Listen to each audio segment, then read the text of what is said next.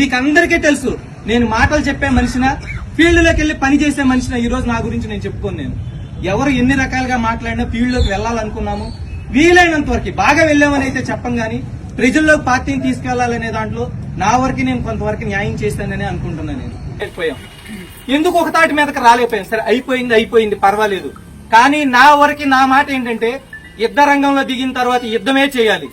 మన పార్టీని గెలిపించుకోవాలని కంకణం కట్టుకుని ఇంతమంది ఉన్న తర్వాత మన పార్టీని గెలిపించుకోవాల్సిన అవసరం ఉంది.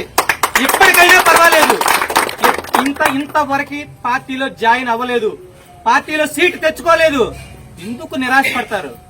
మన దగ్గర ఉండాల్సింది ఆశ, గెలవాలనే తపన ఉంటే తప్పకుండా సాధించి తీరుతాం.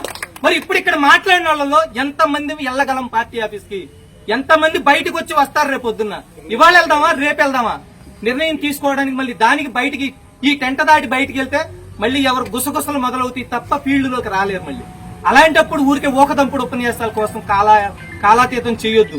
నేనైతే మనస్ఫూర్తిగా చెప్తున్నా, నేను నా ఉద్యోగాన్ని వదులుకుని పార్టీలోకి వచ్చింది అవనగడ్డలో జనసేన పార్టీని గెలిపించడానికి మాత్రమే. అది ఎవరైనా కావచ్చు, క్యాండిడేట్ తో పని లేదు.